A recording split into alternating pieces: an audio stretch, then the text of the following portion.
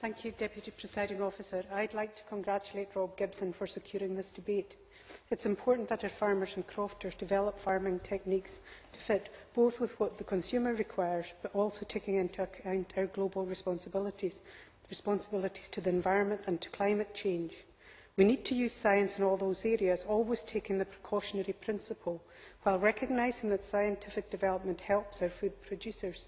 This is especially important when we are facing global food shortages. Many of our current crops would not exist without the application of scientific research to crop production. However, there has been a concern about genetic modification. Those committed to GM would say that this concern is due to ignorance and that the benefits far outweigh the pitfalls, but it is clearly a complex issue. However, without research, we are unable to assert arguments on either side, so we must carry out research. Without rigorous researched facts, we are unable to assess these arguments. But while carrying out that research, we must ensure that the setting in which it occurs is secure and that it does not jeopardise our wider industry.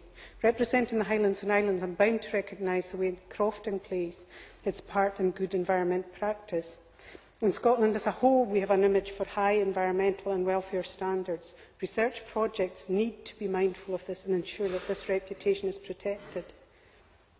We also need to reward our farmers and crofters for good practice. To get the full benefit of this, we need local procurement. We heard in the Rural and Environment Committee today the need for local procurement for the pig industry, but this must encompass our whole farming industry. Stuart Ashworth from Quality Meat Scotland told us that public authorities need to show their commitment to Scottish producers. They can do this by local procurement. There is good practice by some health authorities and councils. However, it is the exception rather than the rule, and we need to ensure it is normal practice.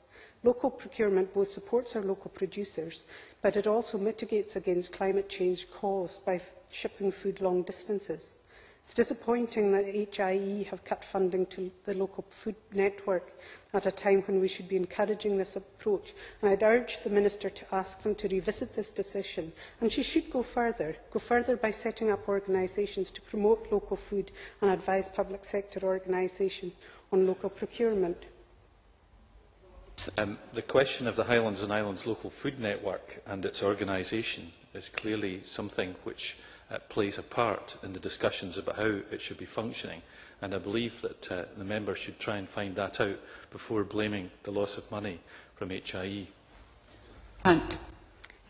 I hear what Rob Gibson says, but I think it is very important that we look at local food networks and we look at ways of promoting this with a local procurement, and I am pretty sure that Rob would not be disagreeing with any of that.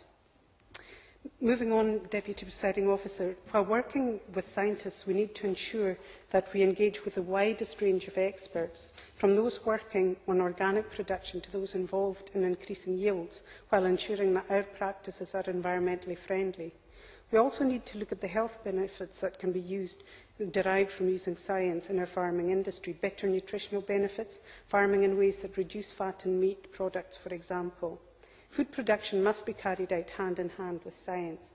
We must proceed with caution, with safeguards in place, and we must have incentives for local procurement. By doing this, we will be striking the balance between protecting our planet and feeding our people.